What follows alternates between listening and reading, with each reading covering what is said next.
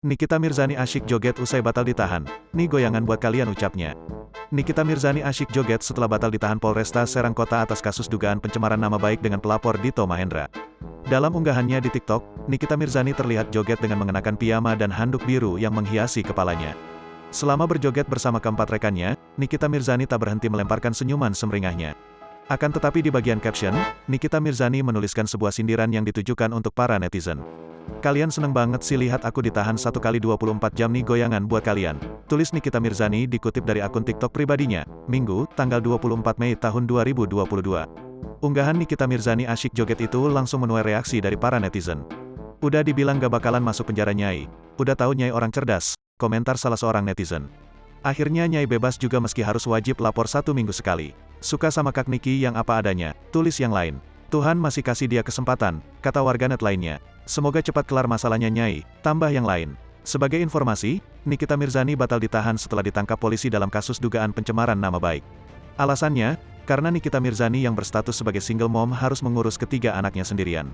Polisi pun membolehkan Nikita Mirzani pulang ke rumah. Hal tersebut dikonfirmasi oleh Kabid Humas Polda Banten Kombes Pol Sinto Silitonga, Jumat, tanggal 22 Juli tahun 2022. Sinto menjelaskan Nikita Mirzani batal ditahan penahanan terkait kasus dugaan pencemaran nama baik terhadap Dito Mahendra. "Pada malam ini kami informasikan bahwa ada permohonan dari penasehat hukum kepada Polresta Serang Kota agar NM tidak ditahan.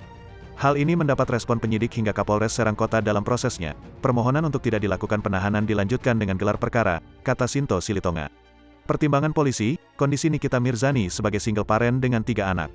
Dengan pertimbangan kemanusiaan, dan harus mendampingi 3 anak, maka penyidik mengakomodir permohonan Nikita Mirzani untuk tidak ditahan, ucap Kabid Humas Polda Banten. Dijelaskannya, tidak dilakukan penahanan dilanjutkan dengan gelar perkara, sehingga Nikita bisa diperbolehkan pulang ke rumah. Kendati begitu, Nikita harus menjalani wajib lapor seminggu sekali ke Polresta Serang Kota. Ibu NM harus mengikuti wajib lapor rutin KPD penyidik 1 minggu 1 kali. Beliau menyanggupi hal itu, pungkas Sinto. Selain itu, ponsel serta akun media sosialnya disita oleh pihak kepolisian.